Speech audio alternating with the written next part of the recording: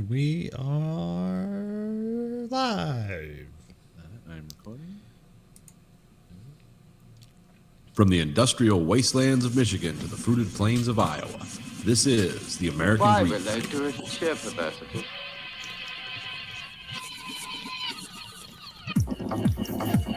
You are the dead. Remain exactly where you are.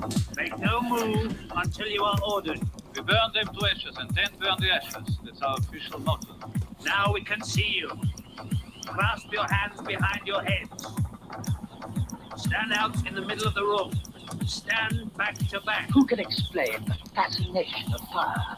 What draws us to it, whether we're young or old? Here comes a candle to light you to bed. Here comes a chopper to chop off your head. And welcome to the American Greed Factory podcast. This is Nathan, And this is Conlon. and I have a big show for you tonight. It's gonna be all Afghanistan all night.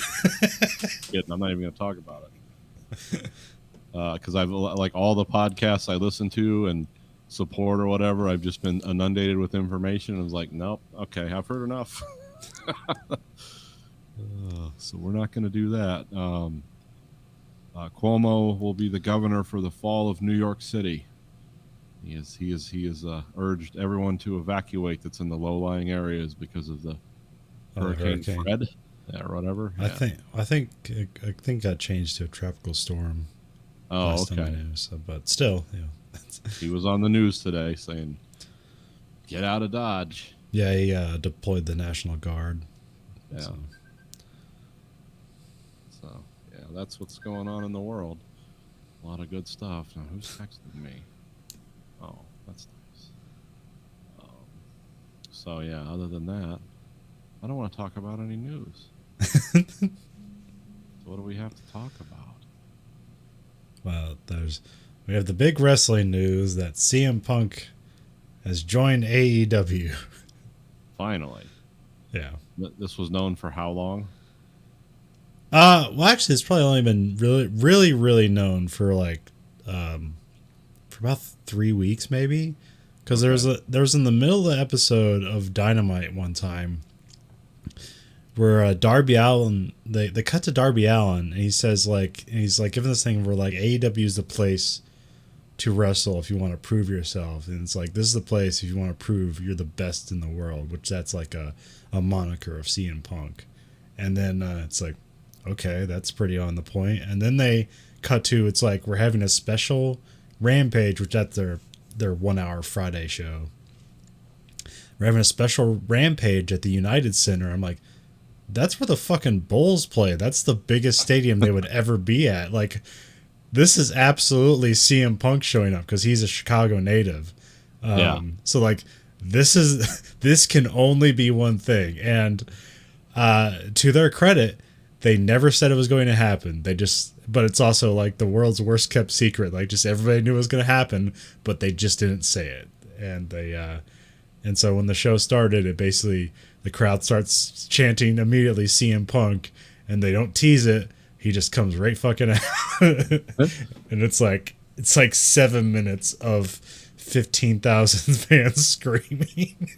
Yeah, I watched the video and it was pretty interesting.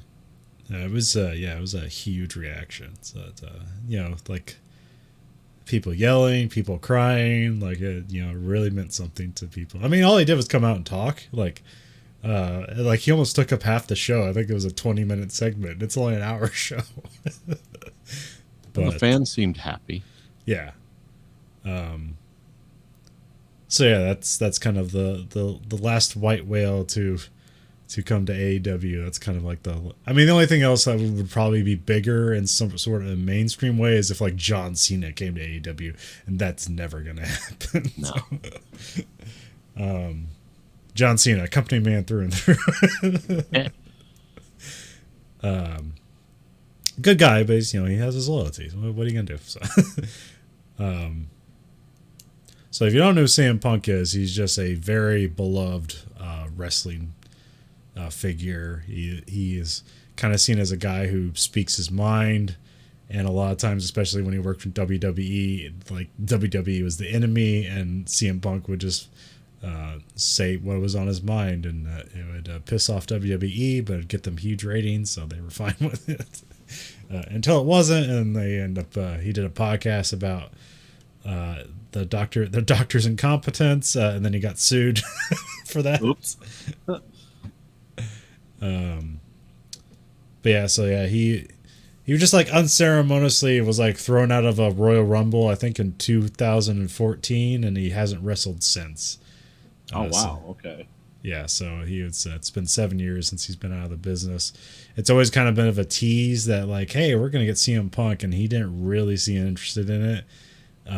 He really wanted to see like what AEW, because he always tells a story about like, you know, he's big enough name that there's always like guys with money and supposed TV deals, and like we're starting a new wrestling company, and like he's just heard this 100 times and it never works out, so he's just stopped believing it. But you know, AEW survived the pandemic, and so they worked something out, and they're waiting until they could get fans in there, and so yeah. So didn't CM Punk have a kind of a nascent MMA career that, like, he did 2 fights and it didn't really worked out well for him. Yeah, he was not a good MMA fighter. It's not really great to start training MMA when you're like 37. Yeah, it's a little rough. I mean, he's like trained in like Muay Thai fighting style his whole life, but that's just kind of like sparring stuff. He wasn't a serious fighter, and he was just a name enough that he got thrown on some UFC cards fighting lower level guys who pretty much beat the shit out of him. Well, I didn't really beat the shit out of him. They just like overcame him. I'm not even sure if he was knocked out. He was just like not good. I remember Joe Rogan like never saying anything good about him. Yeah, well, Joe Rogan has internal biases towards pro wrestling too. Yeah. But he does weirdly though, he does do commentary for like the for like kind of like a minor league MMA. Yeah. It's like the kind of MMA where like they're wearing headgear and stuff like that. Okay. So it's not like the MMA, it's not like the big professional stuff, but it's like these are the guys who end up being professionals. So he does the development. Yeah. So he does commentary for that. And there was a fun thing where like his co-host was like saying something like, where like a guy made a takedown, and he was doing mat wrestling, and it's like, he's like, oh, Kovacev is returned to wrestling, like something like somebody else I know who might be returning to wrestling, and then like CM Punk says like, yeah, he's looking all elite right now.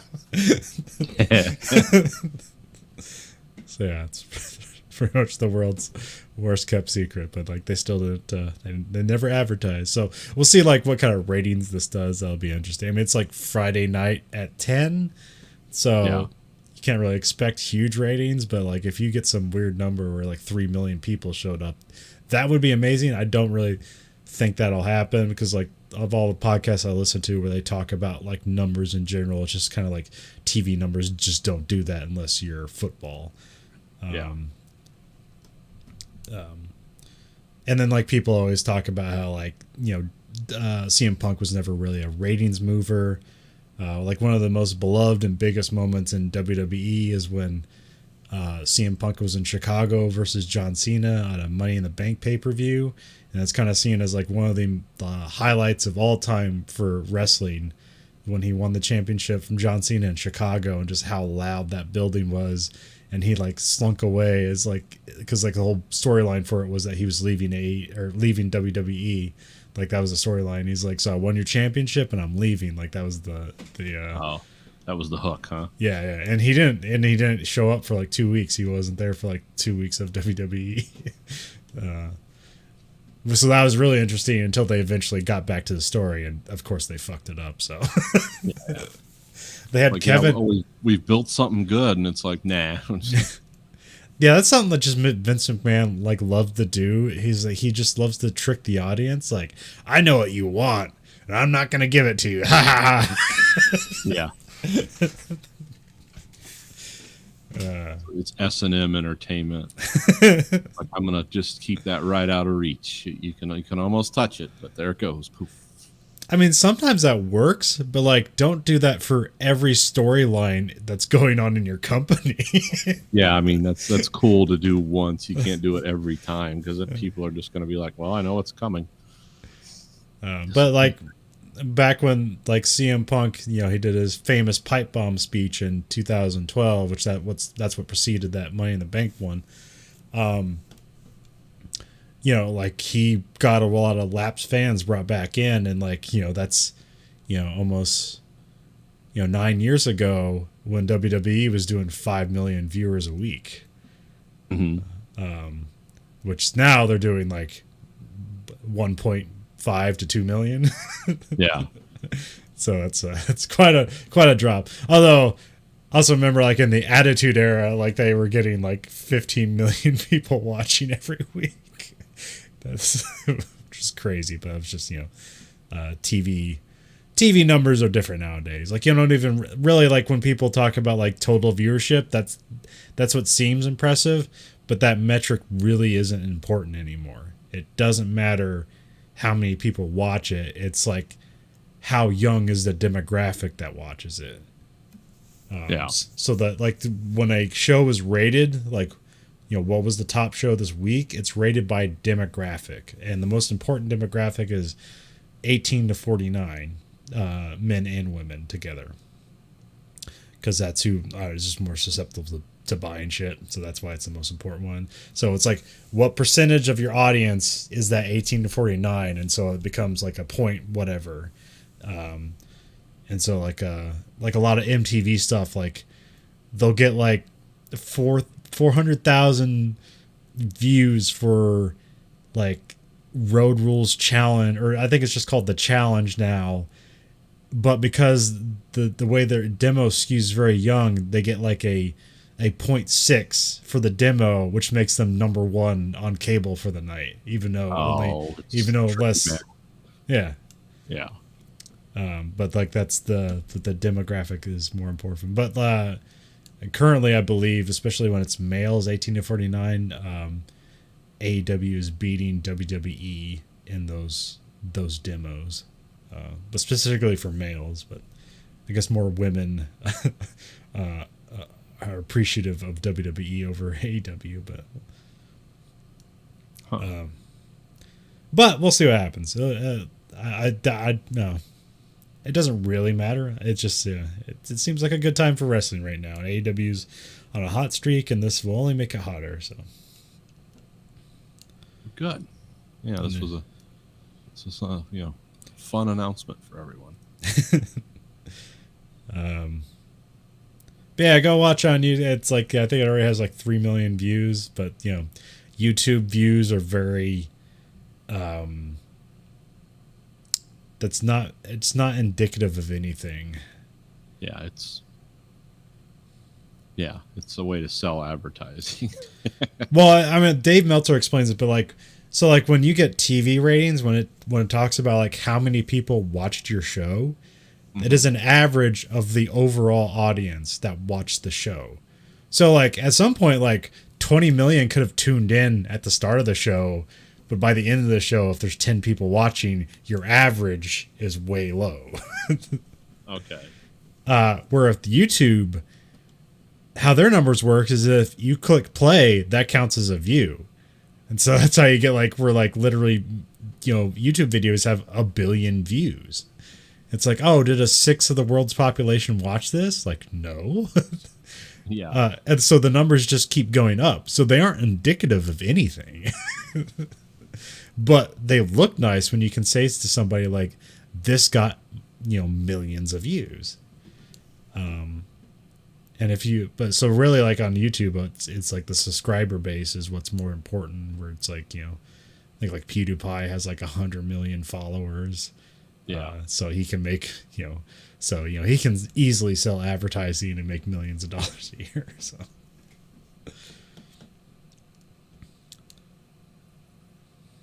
All right. Well, some model talk this week. All right. I acquired an interesting model at the we had a swap meet where guys sold models they didn't build, and found this is a truck launcher for a Soviet. Well, we call it the SA-2 guideline. They call it the S-75. These were the missiles that shot down the Francis Gary Powers. Oh, okay. And then they were the ones that were used extensively over Vietnam, and by the Viet Cong and the whatever Russian operators they had on them. It's kind of an interesting history with this missile. This missile was designed to shoot down high altitude strategic bombers. It was never really very good at shooting down like low flying, faster attack craft, but it got pressed into that service because it was one of the few missiles that could effectively accept radar guidance from the ground in the Soviet system in the 60s and 70s. So they pretty much were used because when they used them in Vietnam, they shot down a lot of planes, but they also launched a lot of very expensive missiles. Especially the North Vietnamese, they would get so excited they'd see something on their radar and it's fire 5 missiles. It's like, wait a minute, that's millions of dollars. So yeah, these were it's kind of an interesting model kit of a subject. This one's based on the Egyptian.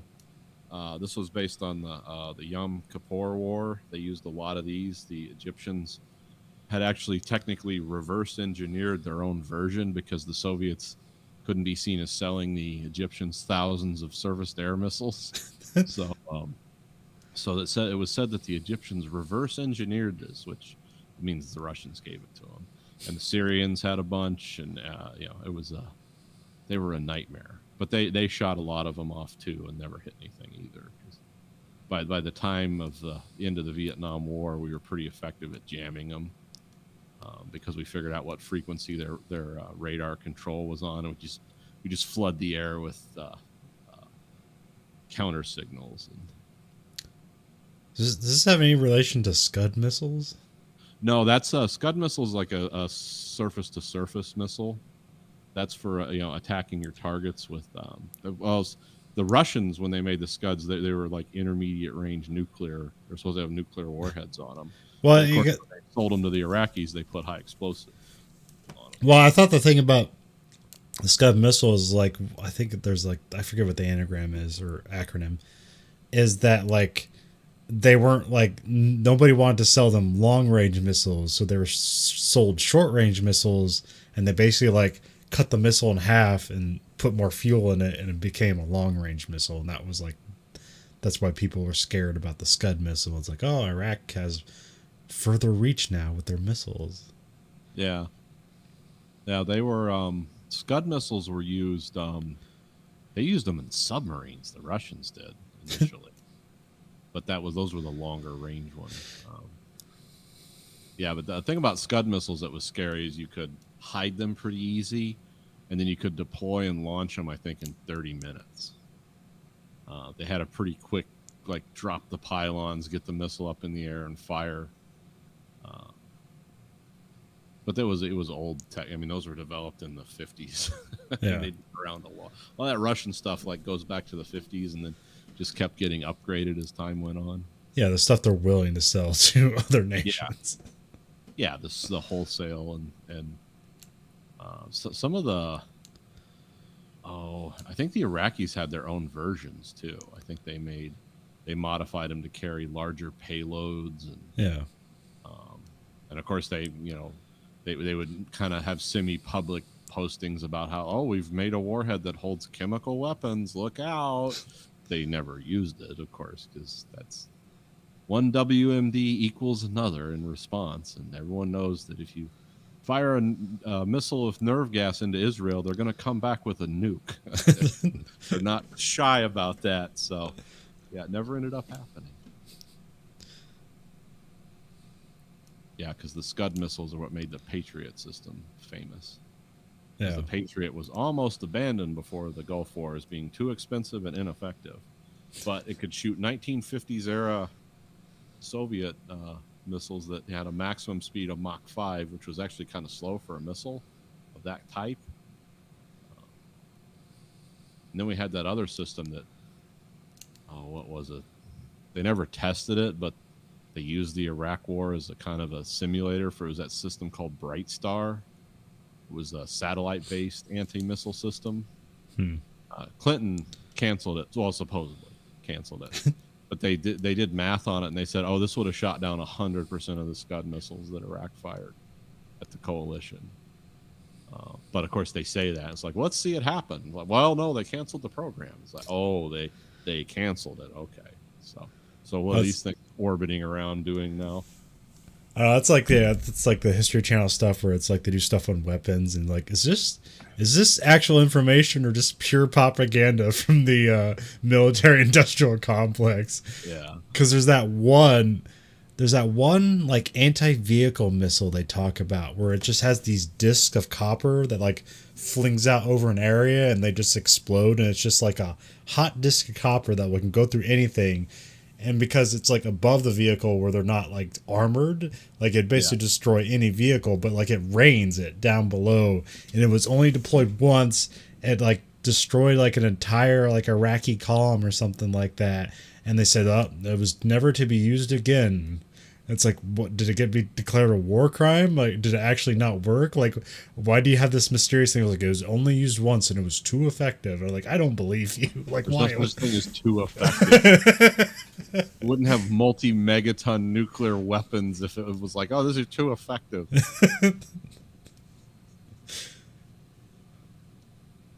But but any mobile launched missile is like, that's a nightmare to planners.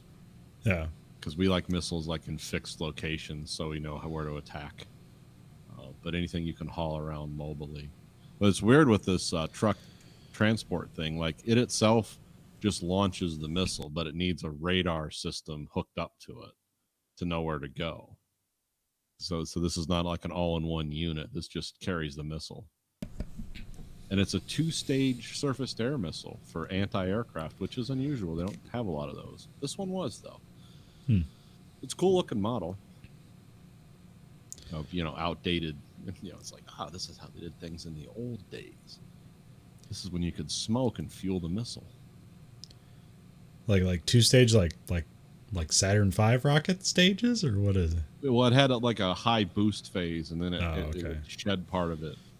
And then it had a second phase, which was like the guidance phase. Okay. Because this was for shooting down like the what was the weird thing I have a model of, the Valkyries and stuff. Yeah. Like this was made for shooting down the high altitude interdiction bombers, or if it was for interdicting those bombers, and we just didn't develop them. I mean, that's the reason it could shoot down the U-2 spy plane, is that's exactly what it was designed to do, was to shoot stuff at high altitude like Stratofortresses, subsonic stuff. They could never hit the SR-71 with this because it moved too fast. But, it went faster than a missile. I mean, they shot enough of them at it, but they just run out of fuel. They even try to get them with math. It's like, yeah, that SR-71 has a full radar suite on it. It sees them coming, and it just slightly changes its angle. It's not going to fly right into your missile. And these were all like pellet shooters too. They became that, where it was just like the warhead was just a big claymore mine in the front. Oh. So it'd get near the target and just throw hundreds of pellets out like a shotgun blast, which destroys aircraft very effectively. Did you ever see the Dutch animation on that Malaysian plane that the Russians shot down over Ukraine? No. Yeah, the Buck 3 surface-to-air missile, it has a massive explosive, like it's actually a vectored charge too. So wherever it comes near the plane, all the explosive force is directed that way, and it's a bunch of like balls about this big, and they say it literally like disintegrated the front of the plane. So the plane like broke into 3 pieces because it just blew the cockpit completely off the plane when it hit. And it's like, oh, that's grim, because they were always saying, it's like, we never found the pilots' bodies really. And it's like, yeah, because they were, and the black boxes or whatever stopped recording anything immediately because the plane was so damaged by that one missile that it just shut everything off. It's like, yeah, and those are made to shoot down like fighter aircraft. They're firing it at like an Airbus. Lunatics. Well, we've done that shit too. So But yeah, the reason I was asking about the stage rockets, like when I know about the reason that multi-stage rockets for like spacecraft is because the atmosphere is different, so they literally need a different engine to fly in space because the atmosphere pressure is 0. oh, okay. Which the only way to not do that is to have what sounds cool, but it's kind of too expensive and hasn't been proven yet. It's called a spike engine. Okay. Where there's just this big spike in that the rocket exhausts around, and the spike moves in and out depending on what the atmosphere pressure is. Oh, okay. The arrow spike thing. Yeah. Yeah. Yeah, the SR-71 had those in the front. Yeah. That was more to stop the air compression from shutting the engines down. Because the faster it went, the more those cones moved forward, because you didn't need that much air intake at like Mach 5 or whatever crazy speed they were going. There, hold on a second.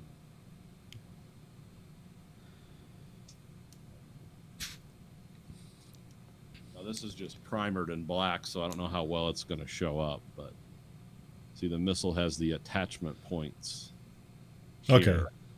And then like the first stage is like, conventional solid rocket fuel. So this will just break, this will come off, and then this burns kerosene and nitric acid, but this is really the actual guidance of the missile. So this just stabilizes it for high speed flight, and then once it's up to speed, then it can be directed by the radar where to go. Huh. And the Russians, the Soviets made a lot of them, and they gave them Of course. to everyone. Here, have some here. Because basically the missile batteries around Moscow were the second part of that missile. Because those were designed for, because I forget the insane rings of defense they had around Moscow to shoot down our Air Force, but it was just massive clusters of missiles everywhere. Yeah, I still want an excuse to have an action movie that's built on World War III, but not nuclear. It's just like an en masse deployment of all the cool tech that you would never do logically. The most expensive war in history, also known as the 3-Day War. But you have in World War II where you have fighters escorting bombers, and it's just the sky is filled with them. Yeah. And there'd be completely, this is just we need some to get through, and not all of them are accurate enough to hit it, so we need this much shit to hit this one target. Whereas nowadays, it's accurate enough, you don't need all that shit. But what if you just deployed it like that anyways? It would look cool as shit. Just F-16s flying next to Strato Fortress. Yeah. Guys hanging out the door with 50s.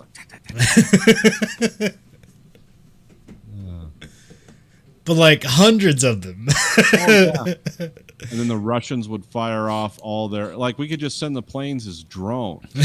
Let the Russians fire off all those missiles simultaneously, because they would.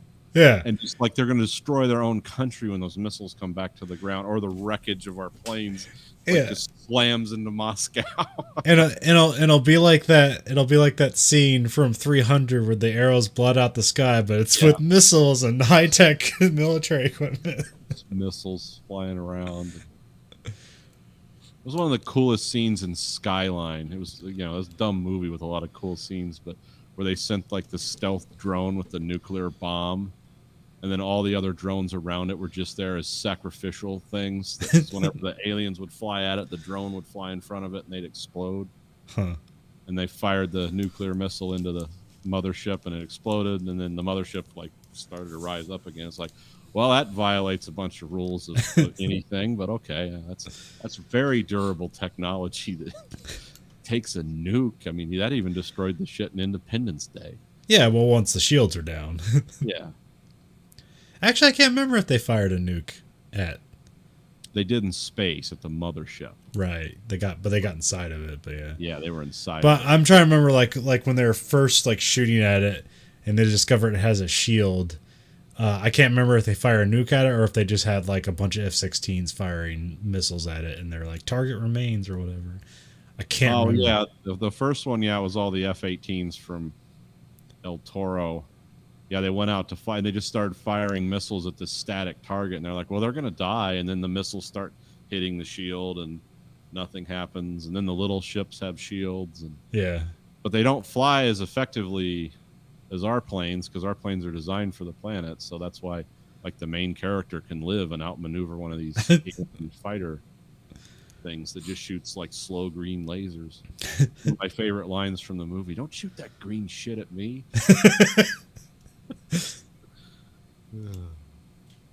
But no, Skyline, it wasn't like they had shields. It's just like the nuclear missile went in, blew up, and the mothership crashed, and then it like rebuilt itself and started. Oh. But Skyline's weird because it's just we're harvesting humans. It's basically if what was that video game called? Like The Fall of Man. It was like the alternate 1950s where the aliens are. Resistance. Yeah, maybe that's it. It's the one where it's like kind of like aliens invade, and it's kind of like World War II technology, but with like some cool shit on it. It's like helicopters and stuff. Yeah, it's like VTOLs, but like what if they were built in World War II, and it's like M1 Garands, but there's some like glowy shit on it. yeah, that's Resistance. Yeah, and those aliens were just harvesting people too. Yeah, the first one was called Resistance: Fall of Man. So that was it. Yeah. Only played the first one. It's the second one is probably one of the most disappointing games I've ever played. Oh, that's too bad because they had a winning concept. Yeah, and the third one is better, but it's like way different, and then that was the end of the series. So it's like, oh. But yeah, like that first game, like I don't even think it necessarily plays that great, but it's just such a cool aesthetic. You just want to keep playing.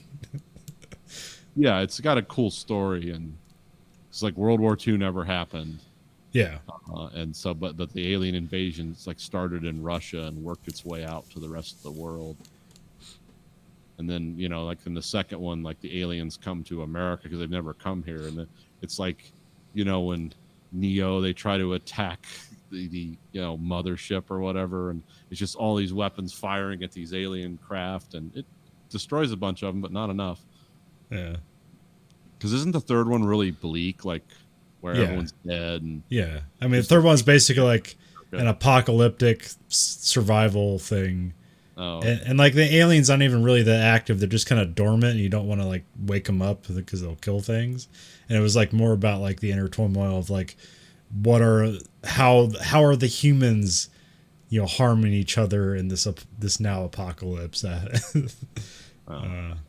But then they have a cool gun where it's like a 357 Magnum, where you right trigger detonates it, so you basically like shoot it to embed the bullet into somebody, and then right trigger it, and it's a grenade.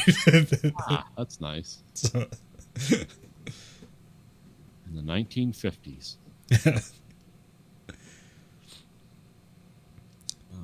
So you want to talk about a TV series? Yes, I watched For All Mankind. I watched all of season 1, and then I watched the first episode of season 2.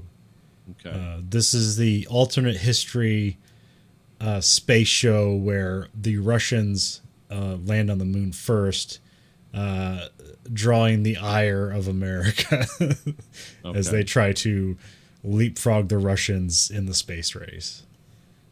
When I saw the trailer for this, it looked completely ridiculous, but I would say it's a pretty good show. But I'm a sucker for this stuff, so it might be bad. I don't know. Because I remember there's the show that Hulu came out with called The First, which is about the first manned mission to Mars, fictional. And it has Sean Penn in it. And he got like completely jacked at 6 years old. It's like, Jesus Christ, like what workouts and drugs is Sean Penn on? Because he can like eat healthy and work out all the time, but he's still like a heavy smoker. He looks like that. Jesus Christ. But like I binge watched The First. I think there's 8 episodes, and I just watched them all. It's like that was cool. And then like I like somehow like got on the reviews and they were like, this show is awful. Then I like thought about it. It's like, oh right, it is awful. I just like the idea of human endeavor. The drama inside that show was awful. Just embarrassingly bad. Oh yeah. Like all the astronauts are like actual psychologically unstable people, like the people we really put in space. You know? Mm-hmm. Yeah, that always makes sense. Although For All Mankind has that exact same problem, but I'd say they pull it off better. So It's a wider story though. Yeah. Because doesn't this take place like aren't the seasons like decades? Yes, yeah. This time, yeah, it's weird because like it's like some episodes can be like it'll be like the show will start at something and then it'll be like 10 months later, and then by the end of the episode, it's like an additional 6 months later. And then when you get to the start of season 2, it is 10 years later. Some of the historical stuff they have fun with because it's basically just like, okay, we're at the Nixon campaign. We really want to beat the Russians, so there's like even more money into NASA, but they got to do it faster. Doesn't this like supplant the Cold War? It's like the space race becomes the new Cold War in this timeline. Essentially, but like it's still kind of like it just coincides. But they're not focused on like the war stuff, but like that's in the because like when you watch the first episode of the second season, they have a lot of this like kind of reworked footage of like what was going on, and it's basically like just more Cold War stuff. Okay. And then the new space stuff because like this additional support of the space program, we get cooler stuff than we had because at some point they basically find ice on the moon, like in a crater. Like they surmise this idea that like in a crater somewhere that hasn't seen sunlight for millions of years, there is ice in there, and they find the ice, and then that allows them to create water so that they can live off that, but also they can separate the hydrogen and the oxygen to create fuel, so then they can build a base on the moon. And that becomes like the secondary objective is like, okay, we lost the race to the moon, but now it's the race for the base, which they literally say that, and everyone groans at it, but it's like, yeah, he would do that. There's some fun. So you have Nixon being the president. I don't think there is the Watergate scandal, but what they have is that Ted Kennedy ends up like foregoing his Chappaquiddick Okay. like vacation, and then he like goes to Congress about something, and so like that he never like has the accident where the girl dies, and then he ends up in jail because he didn't report it to the police. Right. And so because of that, like he ends up beating Nixon in the next presidential race, and so we have another Kennedy and there's like some interesting stuff where they have there because you have like the guy who gives the race for the baseline. He's like a Nixonite guy, and then that guy gets traded out for the Kennedy administration, and they're like they have kind of like different, more liberal views than the Nixon guys. Okay. And then there is like interesting thing where like the next like card that the Russians play is that they have somebody land on the moon again, but this time it's a woman. So they have like there's an episode I think it's called Nixon's Women where they quickly hurry up and get as many qualified women pilots as they can together to try to get them to be astronauts. Okay. And then this ends up being because I heard I kind of got prefaced on this that this show is actually quietly like about the progressiveness of like women in the space program and how they actually become essential to the space program. But the way it got sold to me kind of is like, oh, now women are the majority of the space program, which that sounded more interesting. Where here was just kind of like, well, they get accepted in, and now nobody cares. It's like, okay, they made it work. So. Yeah. Now it's like not a problem that women are working. Kind of like the Air Force now, like yeah. Because remember, like in Desert Storm, they had like one woman who was doing fighter stuff, and now it's like, yeah, there are all kinds of women that do fighter stuff now. It's not even a big deal. Because you don't have to carry 100-pound pack if you're piloting a fighter aircraft, and plus women have better reflexes than men. So. Yeah. So yeah, that becomes an interesting part of it, where because at some point there's like they kind of lose interest in this idea of like putting a woman in space and on the moon, and then so basically just cancel it. But then it like ends up going through because like the women are actually talented, and like, well, we just have a whole set of new astronauts, so it's like, let's go ahead and use them. Yeah. And then they have something, and I'm not sure if this was true or not, but they talk about the Mercury program and how they, at some point, they did have women try out to be astronauts, but then they just ended up just canning the whole program and then didn't use any of them. And like some of those people are in this new program, so they're kind of used to being let down by like, well, it doesn't matter how talented you are, it's you're a woman, so that's all that matters. Yeah, that happened. That's one of the women. The woman that went up with Jeffrey Bezos was one of those. Oh, okay. Where she was like training you in the astronaut training program, and they were just like, no, because she was like in her 70s, and everyone was like, wow, can she go into space still, or into the upper atmosphere or whatever? It's like, yeah, she can. So yeah, then there's the eventually they get to the moon, they find the ice, and that's a big thing. So then they just dissolve cut to like 6 months later, and they're just landing a base on the moon. Like they managed to get an entire base up into space, and it lands on the moon, and that's the base. And then also the Russians land a base on the moon, but like they like had a bunch of fatalities trying to do that. So that was kind of like, we're like, okay, now America's back on top. There isn't really like the rest, like once you get past like the 4th episode, there isn't really this dick measuring contest anymore between like, what are the Russians doing that we can't compete with? Like they're kind of just like, they're there, but we're worried about like trying to do our thing. Yeah. But then they have like an episode where they have 3 astronauts on the moon base, and one of them is going crazy, and then they ended up like one of the lady, like she like intentionally hurts herself, so they create an emergency where they have to send her and him back, so he doesn't have to admit to his like craziness, because he would never be able to be an astronaut again if he like knew he was mentally breaking down. And so that's where it's gets kind of lame. It's like, why would you do that?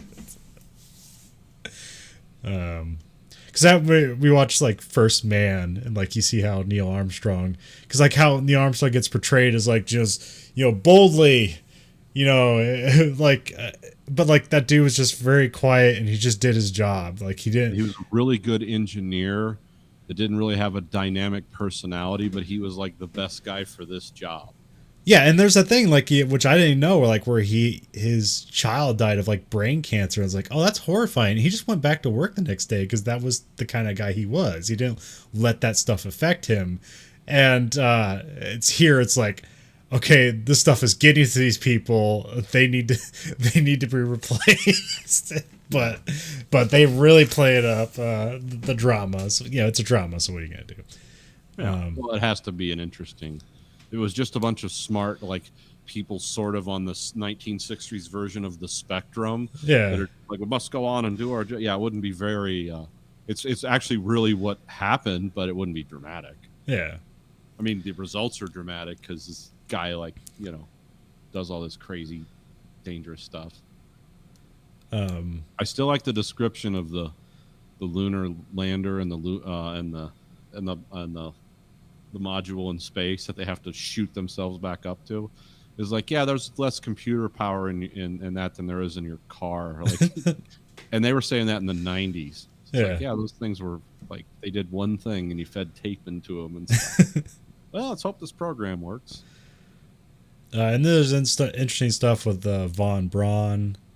I didn't realize how. They got like that cool actor I like, with the cool name, who always looks good. He was in, because I did a bunch of YouTube research on this. Yeah. And they had a bunch of scenes, and that guy, he played the Lord Marshal in that movie, that guilty pleasure movie, Chronicles of Riddick. Oh. What's that dude's name? Colm Feore. Oh, okay. Yeah. Because he was also in Titus. Okay. Yeah.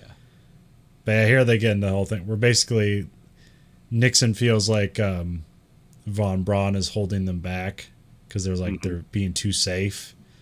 Because like the whole they have Joel Kinnaman's character is like he was on Apollo 10. They did a flyby on the moon, but they didn't go down. But there was this whole debate that like he could have gone down and landed it, even though it was heavier than the Apollo 11 module. But like they could have done it, and they ended up like aborting it because there's this like, well, this was just a test run, so we're not meant to land. But like, had they done it, they would have beat the Russians, but they didn't, so they didn't. So Yeah. that becomes like a whole debate that NASA's being too safe. Well, in the real world, when we did that just test orbit on Apollo 10, the Russians they had their deep space rocket, the N-1, but it exploded on the pad and literally destroyed the Baikonur Cosmodrome. But if that had worked, they could have conceivably gone to the moon with that. Probably not in this time frame, but yeah, they had a rocket that was more complicated than our Saturn rocket, and that was one of the things that why it exploded. Because these exploded like 3 times, and they just abandoned them because it was a super powerful lift rocket. I mean, the Russians make the biggest rockets; they'll let you know that. But yeah, this one was too complicated. Huh. Because the valving system, instead of being mechanically controlled, like on the Saturn V, it was electronically controlled with that era's level of computers and technology. And yeah, if all the computers didn't do the valving system inside, and I don't understand what I'm talking about, I'm not a rocket scientist, but that's how they explained it. And it's like, oh, we just did mechanical stuff because we knew it was either on, off. It wasn't like, oh, we're going to feather it open if this happens. But because the Russians had built a system into that where the top part of it would actually eject and fly away so it didn't all explode at once. And it was also to save the astronauts if something happened launching it. But yeah, anyway, I'm just like in the real world, the Russians were fairly close to having a superior heavy lift rocket, but it kept exploding. When you destroy your launch facilities, it's hard to catch up. But so anyways, they basically discredit von Braun by saying like, hey, he built those V2 rockets for the Nazis, right? And like, did you not know that they were using slave labor to do that with the Jews? And he's like, I didn't see them, and basically get down where he basically has to kind of like admit that he's like in some part a war criminal. So he was a bad guy. Von Braun was he was typically bad for the scientists of the Reich. He wasn't like, what was that guy, Stingler, or who was doing the experiments where they'd freeze people and try to thaw them out? Is that Himmler? Or no. Nah, well, it was under Himmler's guys because they were doing it in concentration camps. But I forget my Wolfenstein. One of the bosses in Wolfenstein. Well, I think it was Spengler, and then there was what was that guy's name? Well, the really bad one was Mengele. Oh, okay. He did a lot of awful. He did like the twins. It's like if we electrocute one, will the other one feel it? Just psycho shit, stuff. There was no foundation even in that era's science for believing. He just wanted to do it. But yeah, no, von Braun was. I don't know how to. He was charming. Well, in the show, yes, they make him seem like they make him be a charming guy, and all he wants to do is space travel. And the Nazi party was just a minor inconvenience he had to deal with, and now the Americans here are going to let him do his space rockets, and it's all about freedom. And then here they kind of undercut that, and specifically for the drama of the show, because because he knows that one of the main characters in the show is this lady who's like works on computers, and then she ends up getting to the kind of like the floor, and I guess she's the first woman to be like on the floor of the space center or whatever. Okay. I forget what it's called. Sort of the command center or whatever. Oh, you mean mission control? Yeah, mission control. Yes. Oh, okay. I thought you meant the space construction area. Okay, mission control. Yeah.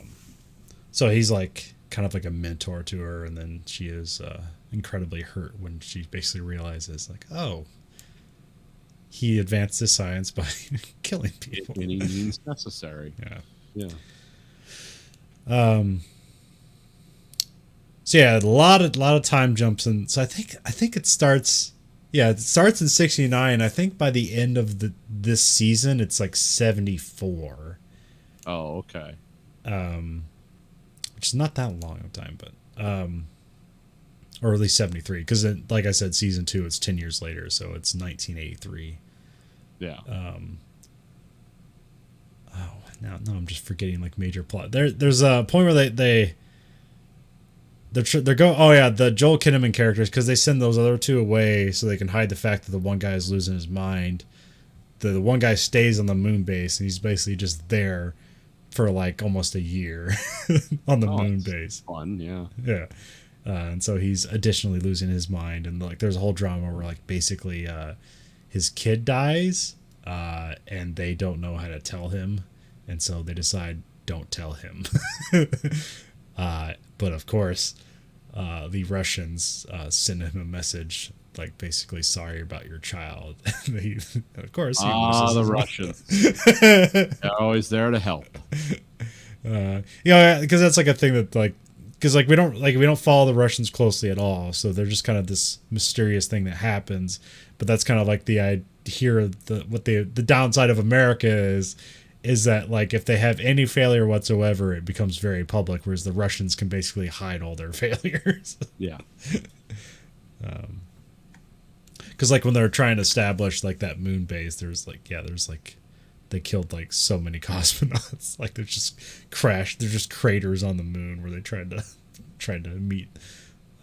But of course, like it didn't get out. They were just like they found out. It's like, well, they're pretty sure they're all dead.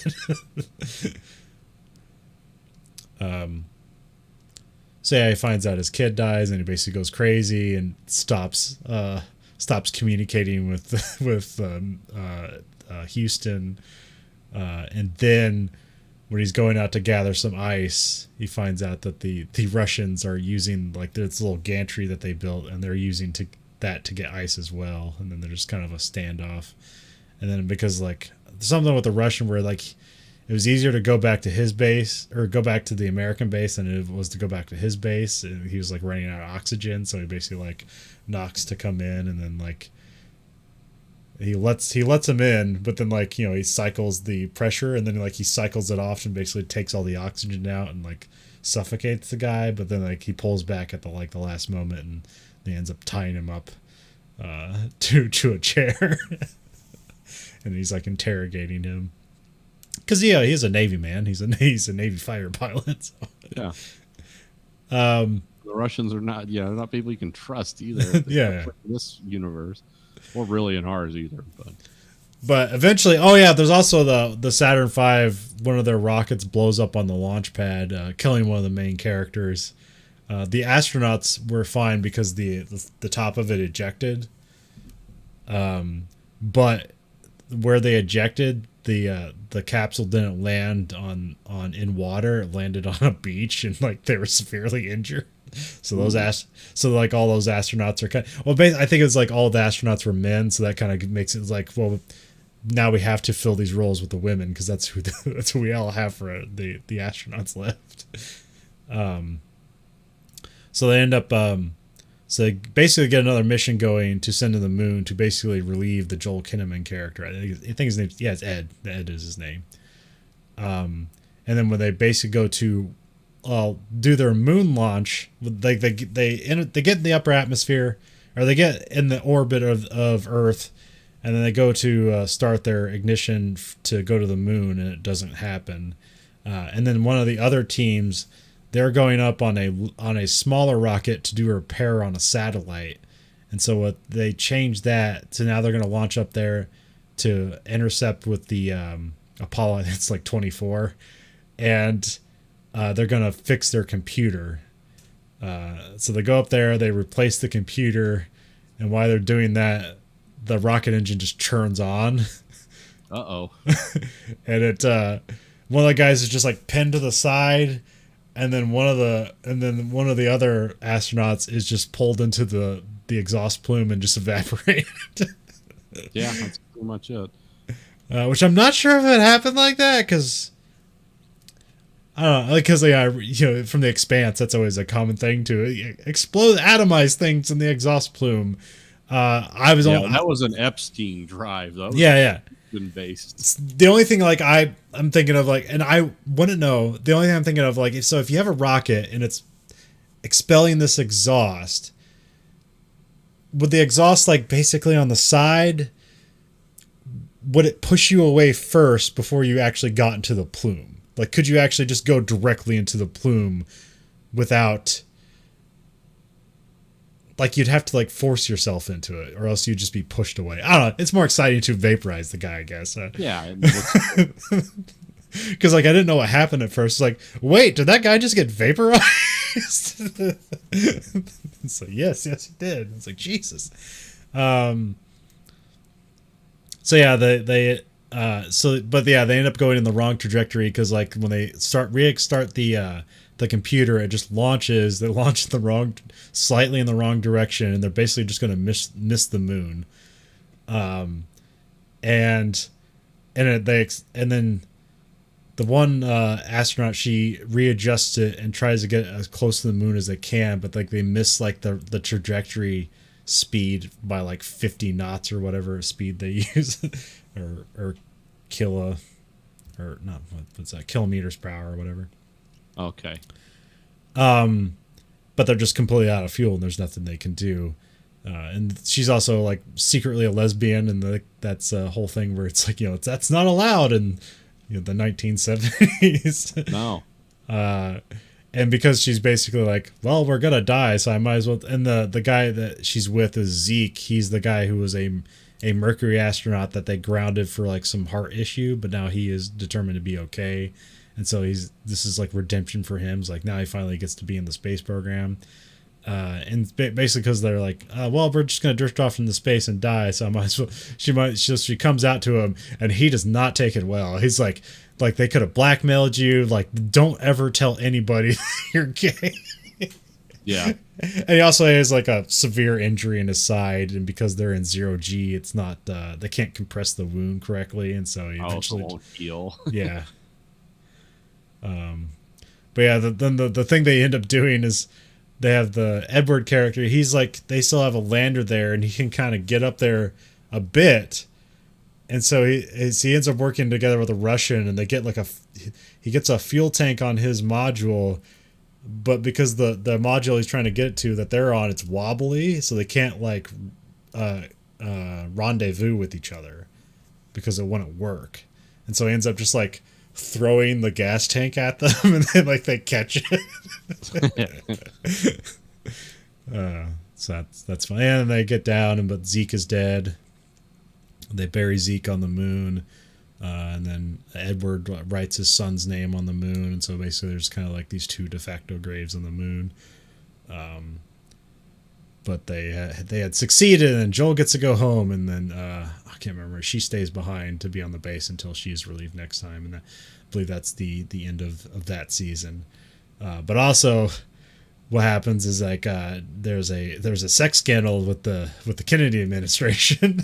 Oh no, the Ted Kennedy administration, and so at the beginning of season 2, there might be something at the end of season 1, but the beginning of season 2, essentially Reagan gets elected president, but in 1976, not 1980. Okay. And the show starts with it's 1983, and like they have like a super moon base now. They don't cover like what the Russians are doing. They're just they're still there. There's still a threat going around. But mostly that first episode, they have a really cool dilemma where there's just like this abnormal solar flare, and like basically they have to like, yeah, if you're on the moon and that happens, you're screwed. So like they have all these safety, places that they can duck them away, but one of the team are out there and they can't get back to the base and fast enough. And then she's like at a cave, so she'll have like some things, but like this guy, he's like on a moon buggy, and he like flips it over. Although that's one thing I don't necessarily like. I didn't get. It's like, well, you're a human on the moon. It's 1/6 gravity. Like, can't you just flip that fucking moon buggy with your strength? Yeah, I was gonna say they're not that heavy to begin with because they built them light. Yeah. I don't know. Whatever. But yeah, she ends up dragging him back to the cave, and she leaves her like radiation badge behind because she basically knows, oh, I'm fucked, but I don't want anybody to know because they're gonna ground me because I'm basically going to get a lethal dose of radiation here. Yeah. But she leaves her badge in the cave so it doesn't get the radiation. She goes out, but like it's a really fucking cool scene because the way they depict the solar flare is basically just invisible rain on the moon. So it's just like the sand on the moon is basically just vibrating and coming up in spikes. It's really fucking cool. It's like, I don't know if that would happen, but it illustrates the point. It's like, oh, this is fucking radiation coming at you. Yeah, it's just a way to visualize it that's scary. Yeah. So yeah, I enjoyed the show. I don't think I'm really the person to tell you whether it's good or not because I am too much of a sucker for this stuff. But I liked it. So It sounds better than when they previewed it, like you said, when they advertised it. It almost seemed like, because I've been watching some early trailers while we've been talking, and it's like, oh, this is what feminist moon stuff, and it's like doesn't sound like that's what it is at all, but that's how they spun it when they advertised it. So. Yeah. Well, also I remember like one advertisement also made it seem like, you know, it's like AK-47s and M16s on the moon and they're going to fight each other, and that also looks stupid. But that never happens. I don't remember like where I got that idea from, but there was an advertisement that was kind of like that. Yeah, I mean they had Space Marines in this because they were on the outside of the ship trying to fly through this corridor with like a hopped up lunar lander. I mean, I've seen that scene. I don't know if you're that far into the series or not. Well, that might happen in season 2 because nothing like that happens in season 1. Nah, yeah, this is all season 2 stuff. So yeah, I've only seen the one episode of, or maybe I've seen 2. Yeah, firing guns in space it presents a lot of challenges. It's not as effective a firefight. Plus, as soon as you hit a guy, he just depressurizes and suffocates. So it's like one shot, you know. But yeah, firing fully automatic weapons on the moon doesn't work out very well. Because it's just like a propellant source for you. You're just flying around. Yeah. I mean, you got 1/6 gravity, but yeah, also you have to train yourself. Yeah, well, but also don't function properly either. Because I mean, yeah, I guess I don't know. I mean, it should because it's just watch it. I'm just watching weird previews. Oh, okay. Well, I remember there's that one scene in Firefly where it's like they said like guns wouldn't work in space, and so they had to put a gun in a spacesuit, and then I end up looking up. It's like, is that true? It's like, no. It's like there's propellant in the bullet, like it'll fire. It's a chemical explosion, not dependent on oxygen. Now, aircraft won't fly in space. Yeah. Because they have to take oxygen in to burn the kerosene. But yeah, no, any chemical explosion, that's what rockets are. And compressed air will work in space too. Yeah. Because that's the energy source. The Russians actually really did have cosmonaut guns. They were really weird and heavy, but they were for absolute zero gravity. So it's like you had to brace yourself against the wall to shoot it. But it was just a big pistol. You can look it up on YouTube. It's weird. Yeah, that's I was working on an action series in space, and I was trying to figure out like space fighting. The only like the one thing that it might be interesting, but I arrived upon is like, what are the physics of arrows in space?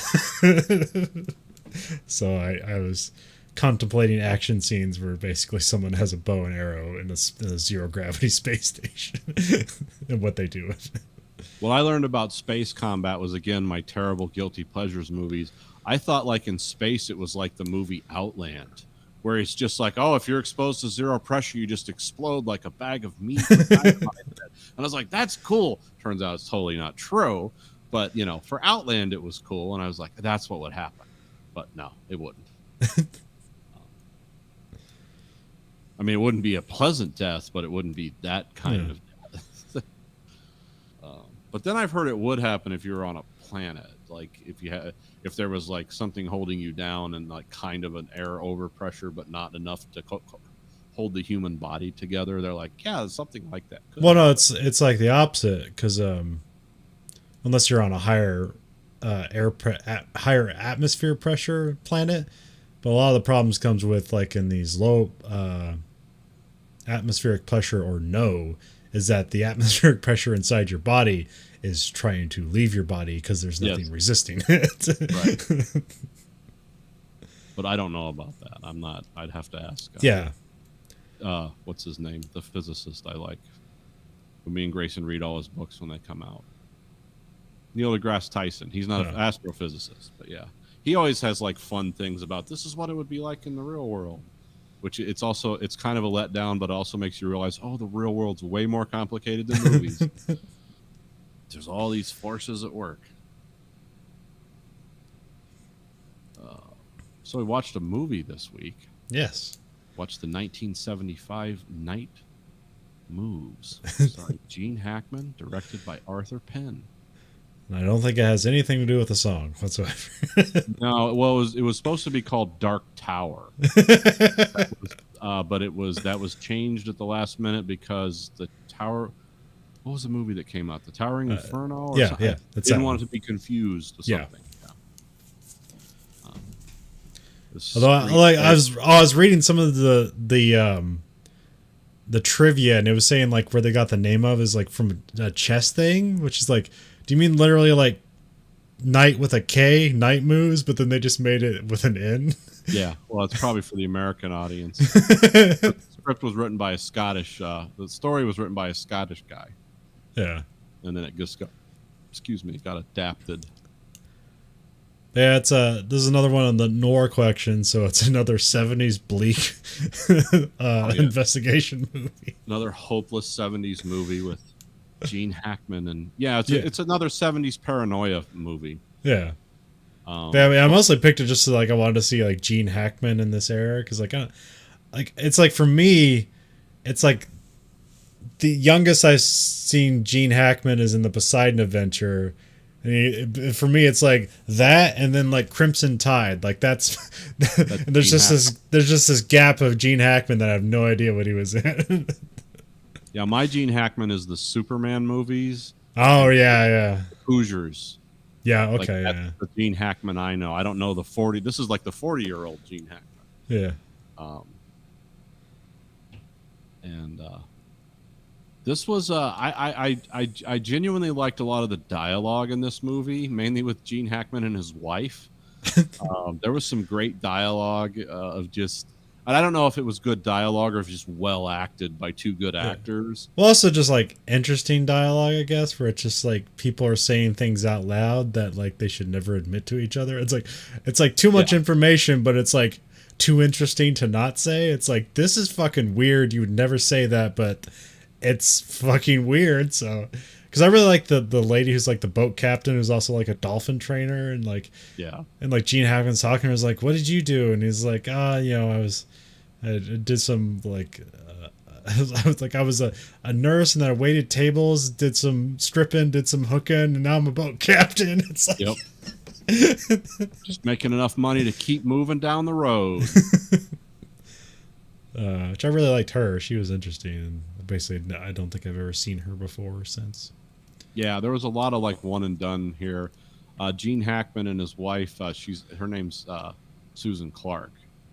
I like the dialogue with them in the kitchen where he's like, and it's such a domestic scene. Like he's just eating a sandwich, talking about his wife cheating on him. And she's like, well, what about your part in this, Harry? And he's like, I wasn't fucking the guy. I don't have a part in this. What are you talking about? Don't bring me this bullshit. Because this guy's a private eye who was an former football player. Yeah. And so he's kind of got that mentality, and he really plays the part well.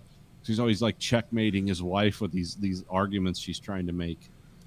It's like, well, this is our problem. He's like, I'm not fucking the guy. This isn't I didn't get caught fucking him. This isn't my problem. This is your problem. Although several times he just like goes to the guy to basically like hang out and try to figure out like what's going on here. It's like, could I have done anything? It's like, apparently not.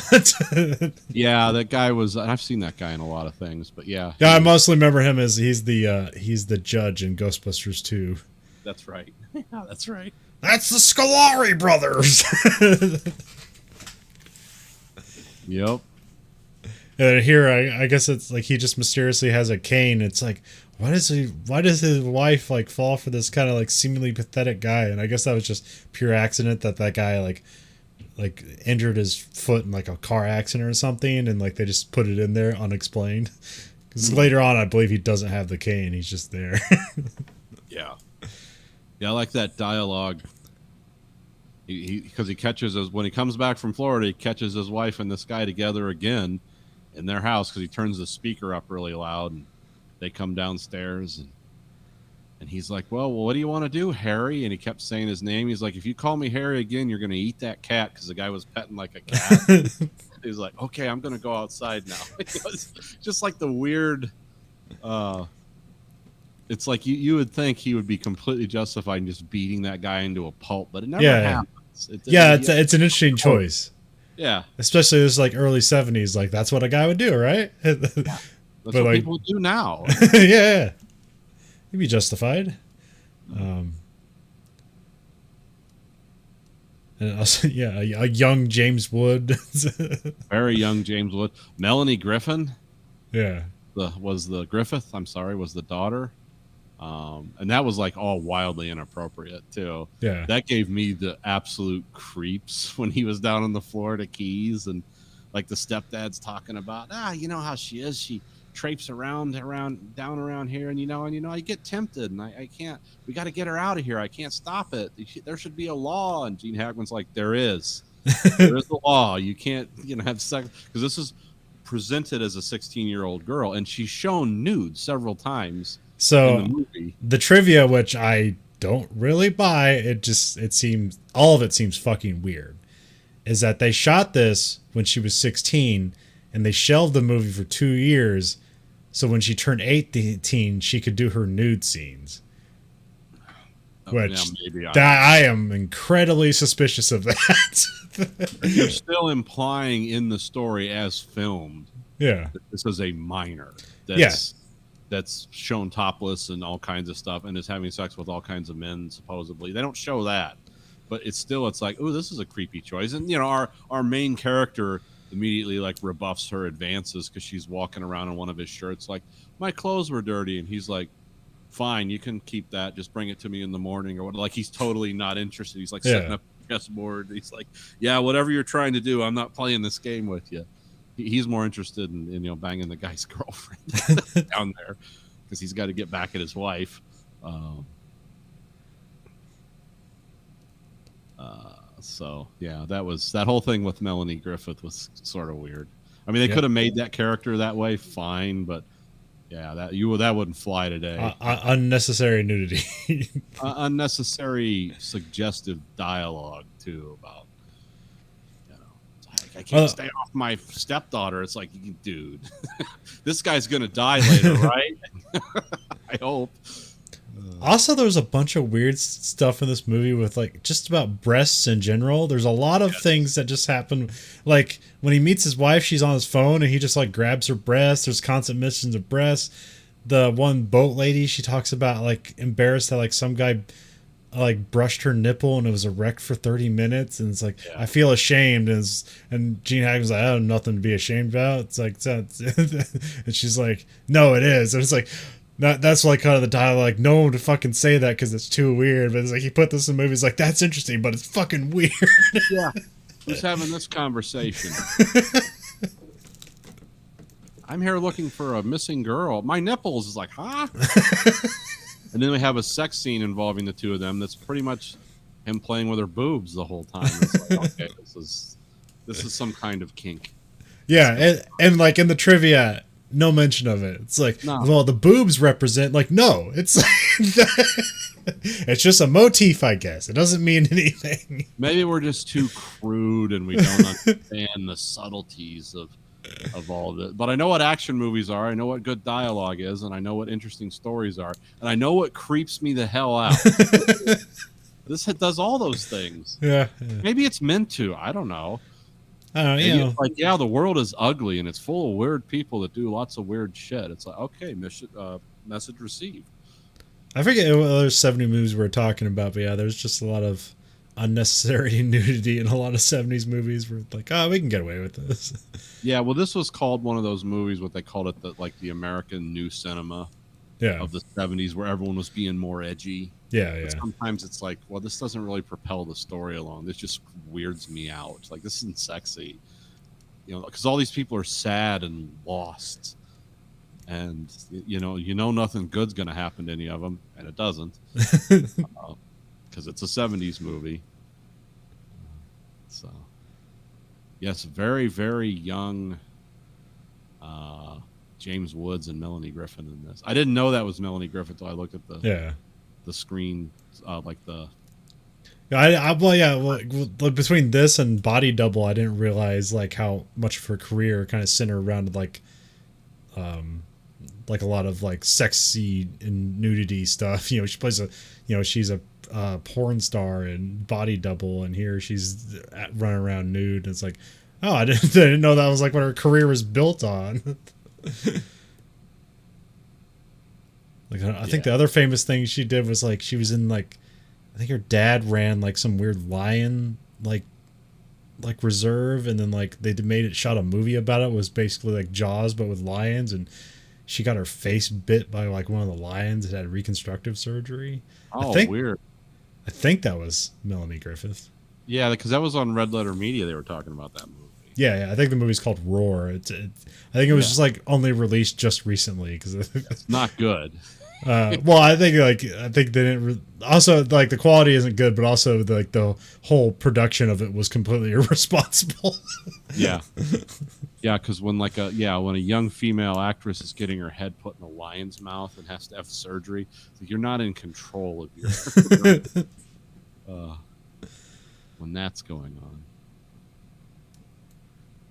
So, yeah, this was a satisfying movie that really like the action is all at the end. Yeah, everything's just a build up. Yeah, you gotta drive by on a plane with a Mac-10. Yeah, that was cool. Well, but I saw that and I was like, totally believe that. Florida Keys, guy flying a plane. Okay, I'm sure he has a Mac-10. I think they give you one of those when you get like in Florida. You get a fully automatic Mac-10. I did like the plane when like it hit the lady scuba diving, that just the whole bottom of the plane just rips off. Like, that's interesting. Well, it's because her tank exploded. Yeah. And it which killed her, I think. Well, I mean, she's dead, anyway. Yeah. But it's like, and what was the thing? What was the MacGuffin? It looked like a floating statue of Buddha or something. Yeah, it was like, well, I think they said it was some statue from Yucatan that they were importing in, but it's like almost.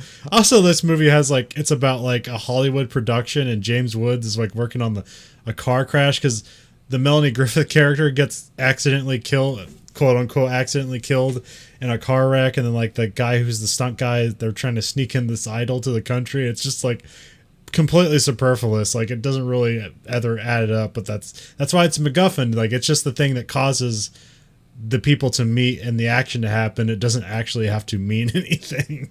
Yeah, it's just I just didn't know what it was. It looked like was that a floating statue of Buddha? Yeah, it's just some but it would be an Aztec thing or something. Yeah, it's just some ancient idol thing that would be worth millions of dollars, and they're sneaking it in for some reason. Now, I will say the pacing in this movie and how the scenes are put together is interesting, because a lot of things. If you look away from the screen for a minute, it's like, oh, he's somewhere else. Wait a minute, what happened? Did you notice that? Is like things are cut together. Like, oh, now he's in Florida. Yeah, now he's here. Now he's there. It could be because they're waiting 2 years for Melanie Griffith to be 18. They had 2 years to edit this. Oh, okay, that could, because it did seem like. It's like this was definitely cut for time. Like they are cutting all the air out of this. They're having scenes of dialogue and they're explaining things, but they're also like, he doesn't even get to turn his head and walk out of the room. Next scene. Yeah. Scene. And it was kind of like, And I don't know, maybe there could have been like advances in editing at the time, because literally back then you just have like this eyepiece in the film, and you literally cut it and tape it together. Yeah. But you couldn't hear it. Yeah. So a lot of times, like a lot of the all the weird spacing in 70s movies where it's like, oh, they were more patient then. It's like, no, they couldn't fucking tell like when a scene would end or not, and they just have to kind of like, I mean, they're literally markers on there. That's why you have like, you know, the people writing this down. That's like they had the slate there because like, okay, this is the take we use because it's scene 5, take whatever. Like they know that stuff, but like, you know, there's just little bits at the end, like kind of like the beginnings and end of scenes, because you're just looking at fucking film. You don't know like how this is going to end up on the big screen. So there's a lot of like, you know, winging it and guessing. Whereas like once you got later on, so where you got avid editors where you could just like run it back and just like watch it over and over again and like make cuts every time. Like that's when you could just like really cut down a movie. Yeah, that's where you get like MTV editing and stuff. Because like in the 70s, like, you know, there'd be like, oh, this movie has 120 cuts in the entire film. Like that's literally the how they took all the film, they made 120 cuts and spliced it together. And then like you get to the 90s and you're talking about like, oh, this movie has 4,000 cuts in it. Yeah, didn't like Oliver Stone set a record at one time for that? Yeah, probably with like JFK. I also know I think also like Run Lola Run I think that had a lot of cuts in it too. Or just cutting between scenes rapidly. And then the Russians try to outdo us and they make movies with like no cuts. Continuous shot. It's that movie Russian Ark. Have you ever actually seen that? Yeah, it's cool as shit, but okay. You watch it once and you're like, okay. Yeah. Basically like Russian history. Yeah. Told through a moving camera that moves into different rooms and areas, and it is really cool. But I've actually heard there are cuts in it, but it was more due to technical limitations. Yeah. How much film you can load in a can? I think it was all shot in digital. Oh, okay. I think it was. I don't know. Like I said, I watched it once. It's like, this is cool, but there's no reason to watch this again. It's like, yep. But yeah, like that's the thing about, was it 1917? That's its thing. Yeah. I mean, it's not literally one shot, but it's combined together as if it never has a cut. Right. Yeah. So I know the guy did that in Children of Men in the last like the fight in the what is it, the immigrant city or whatever. Yeah.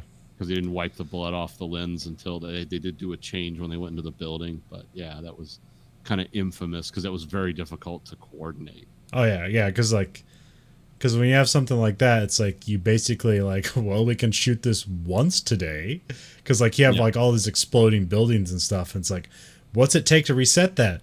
Oh, a whole fucking day. A crew of carpenters. And... Did you happen to build 2 of them? Yeah, just build 2 sets back to back. Anyway, Night Moves. Weird movie I never heard of before, but it's very interesting. So yeah, I mean, highlights by Gene Hackman. Just did a great job as an actor. I think the director did a good job. Yeah, he did. This guy did Bonnie and Clyde. So. Yep, and Alice's Restaurant.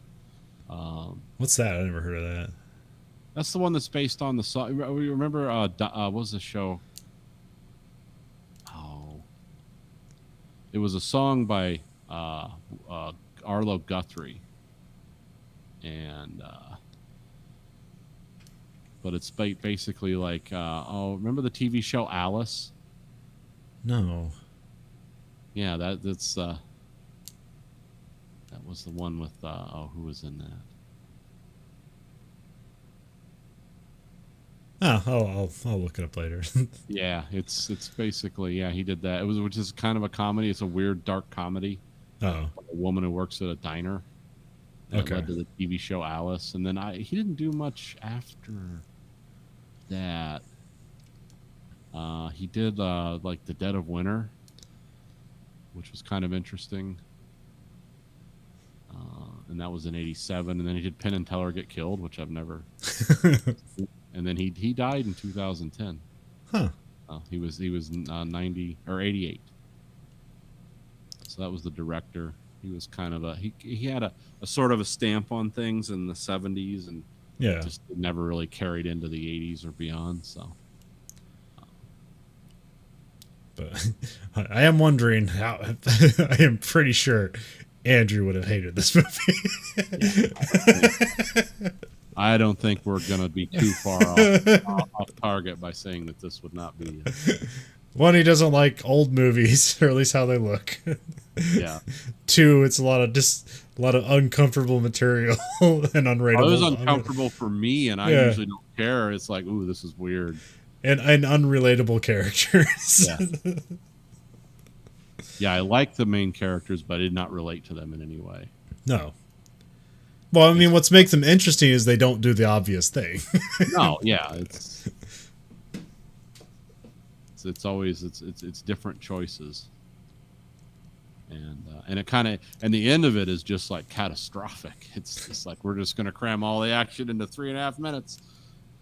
And I do like the ambiguous ending where he's shot in the leg, and he turns on one of the boat engines but not the other, so the boat's just going in circles. Yeah, just pulls out, rolls credits. Like, does he die of exposure going in circles in the Florida Keys? We don't know. I'm gonna say yes. Yeah. Well, I don't know. Like because they only show like one wound to his leg. Like they should have probably showed multiple. Because like I just don't understand. It's like, I mean, if you get shot in the hip or whatever, like that's debilitating. But like, man, can't you just pull yourself closer to the seat and move those things? Like, why do you need the pool skimmer and then like you can't use it anymore? You're just incapable. But yeah, maybe he passed out from. He could have hit the median artery and he passed out from blood loss. We don't know. Yeah, we don't. Yeah. And it doesn't. It's like a lot of dark '70s movies. It doesn't reveal anything. Yeah, it just holds on the boat, so you get the idea. It's like, oh, it's just gonna run in circles. Yeah, it's gonna run out of gas eventually. And then just roll credits. Yep. Another paranoid '70s movie. Because conspiracies and forces. Well, like this Incan statue or whatever it is like in a plane that crashed in the ocean that they found. Yeah. And so they wanted to keep it a secret. So like she said she was going to notify the Coast Guard, but they didn't actually. And that's why this guy has to go around and start killing everybody because like everybody knows where this treasure is and they need to keep it silent. Yeah, it's sort of silly. Yeah.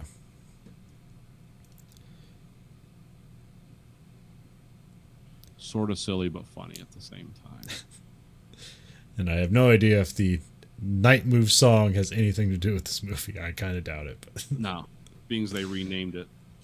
It would have been cool if this movie was called Dark Tower. It would make no sense, but it's like, that's a cool name.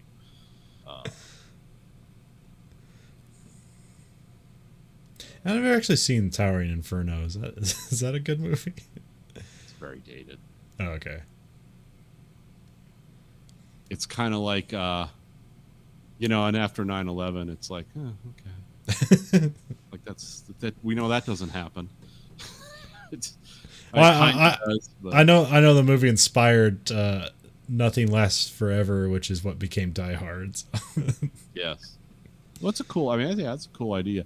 Night Moves came out in '76, a year before this movie was actually released, and 2 years before, this movie was made 2 years before the '75. So, yeah, they're not related. Yeah. It's just like that. Just seems like a very specific phrase, Night Moves, and I have no idea what it actually means. Yeah, well, because there's a lot of. I'll say, what are movies? What are some other? Because you got In the Heat of the Night. You had a lot of movies that come out that song or that in that era that had like night stuff. Okay. Let's see what. Because I don't even know what the song is about. It's just, was it working on some night moves? Yeah. I don't even know what the song's about. I just know that line. Trying to get. Yeah. It's cool that guy actually like lives around here too. I never see him. Who wrote that song? Bob Seger. Okay. Bob Seger, he's from Ann Arbor, and he tours a lot, but he actually lives around here somewhere. Yeah, that's I guess that's some news. Garth Brooks and Trent Reznor have canceled their tours because of COVID concerns. Yeah, it's probably not a bad thing. No. Who was Jesse Jackson and his wife are in like the hospital over it? Huh. But it's also kind of like hypocritical of me of like, like talking about like, look at this great CM Punk reaction. It's like, it's kind of irresponsible, but like, Garth Brooks and Trent Reznor have been a success. Like AEW kind of has to exist or it won't. No. So. Well, what the important thing is you weren't there. Yeah. So, yeah, you were not receiving or spreading COVID. I tried to buy tickets. COVID through watching videos. Not yet. Although I get some weird metric. I tried to get tickets to All Out, and I could not, which that's their next pay-per-view, September 5th. And I guess the secondary market on these All Out tickets, especially since Punk came to AEW, it's like the largest secondary market tickets for a wrestling show ever. Huh. Because like the shittiest tickets are now going for $900. Yeah. That's...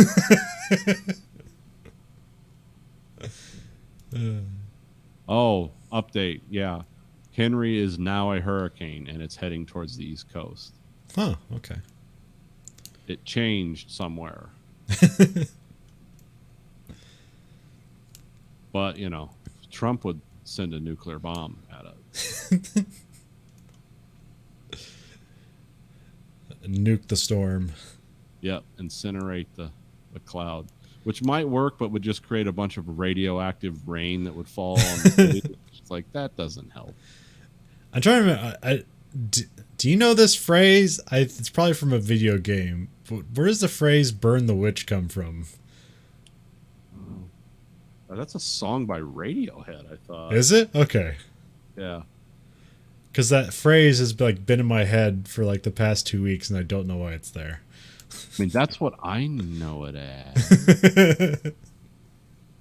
Let me look it up. There's a manga called Burn the Witch. And it's basically, from what the images I'm seeing, it looks like it takes place in the Bleach universe. Huh. I am so it looks vaguely like aware of that. It looks like a kind of a modern like Inquisition. Burn the Witch is also a song by Queens of the Stone Age. That'd be a higher hit for me. Does it mention anything about Left 4 Dead? So I believe I think there is a special zombie that they call the witch, and I think you get Molotov cocktails, and I'm wondering if there's something about like they say burn the witch, and they mean throw Molotov cocktails at the super zombie called the witch. Hear that, witch? We're gonna give her something to cry about. Let's see, what are some other lines attributed to her? Oh, anyways, that was just a weird thing. It's like I don't know why this phrase is in my head. It just could be there randomly. Yeah, just like a lot of things in my head. I mean, it could also just be like a Salem witch thing. Just burn the witch. Or it could be something from like a Monty Python skit or something. No, that's it's the medieval Blackadder, Blackadder the First. I think they have a lot of because the witch smeller pursuivant always. If anyone says something he doesn't like, he's like, a witch! Burn them! Everyone gets burned alive at the end of the first season of Blackadder. I've never seen Blackadder, but isn't that a thing? Like at the end of the season, everybody dies and they're in a different era? Yeah. Okay, yeah. Because I don't think... Because that's like World War... They go to World War II at some point, and isn't World like... War One. Oh, World War One. And isn't... that's one with Hugh Laurie. Oh, Hugh Laurie? One of the main characters in the it's called Blackadder Goes Forth. And don't they have Robert Atkinson, the guy who plays Mr. Bean? Isn't he in? Yeah, Rowan Atkinson. He's the guy. He actually says that's his favorite thing. Oh, is he like the same character across these different eras or whatever? Okay, yeah. Okay.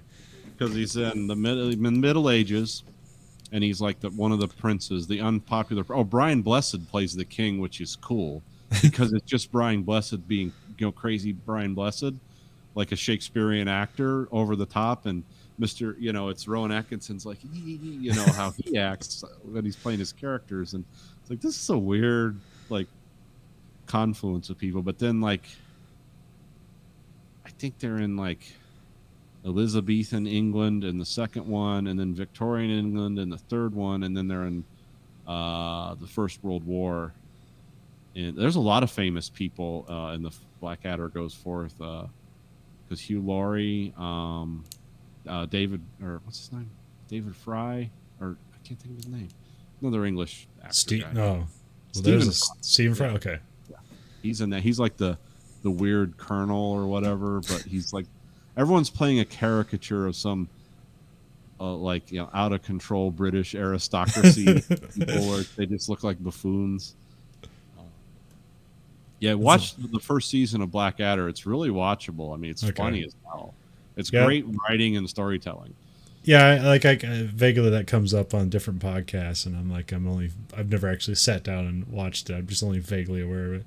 So they played DVDs. Well, I think they used to play that on PBS, right? Like that was one of those. That's where I first found it. Like if you didn't have cable and you're a young child and you just watch PBS, you get like the weird British programming, and it's like, this is interesting, but this I can't relate to this at all. That's where I discovered, Doctor Who, Blackadder. What else did I watch? Remember Masterpiece Theater? Yeah. It just recycled BBC shows, but they made it seem like this is extra posh because everyone has it. And so I'd watch a lot of that. It was about like the Indian occupation of, or the British occupation of India and all the stories that went on there. But it was shot on sets. Yeah. So it was kind of weird because like I, Claudius is another great one. But it's all just shot on sets on this BBC set. Now, John Hurt was Claudius, I think. Yeah. It's from the set. It's like 76, but it's an awesome show. Huh. More of a drama, not a comedy, but yeah.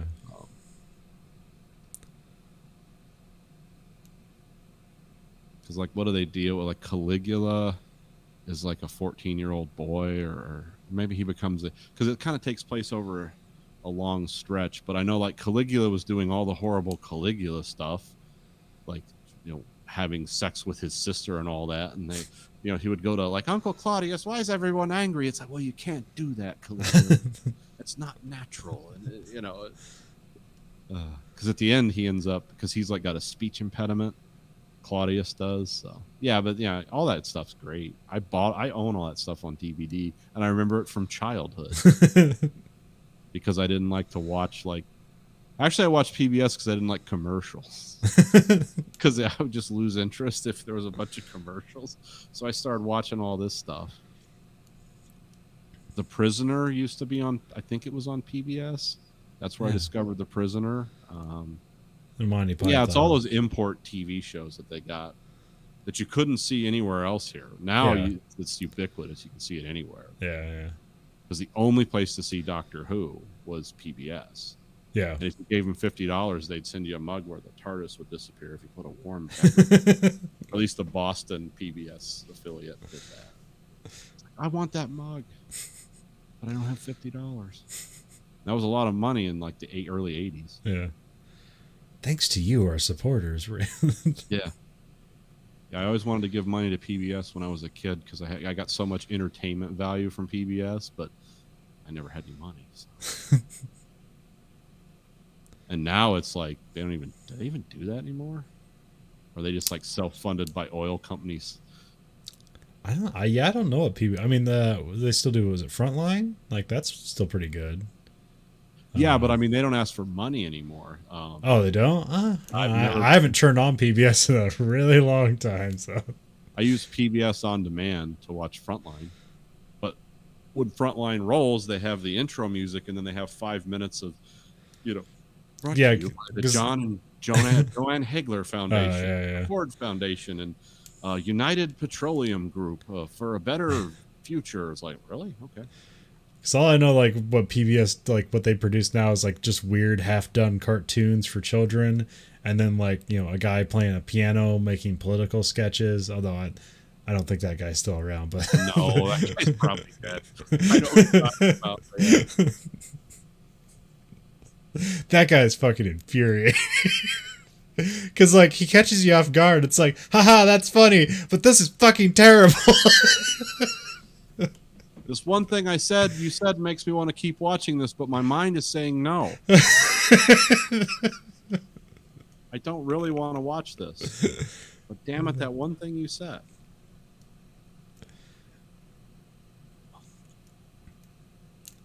So, Yep. The glory days of PBS. So that's all I have for this week. all right.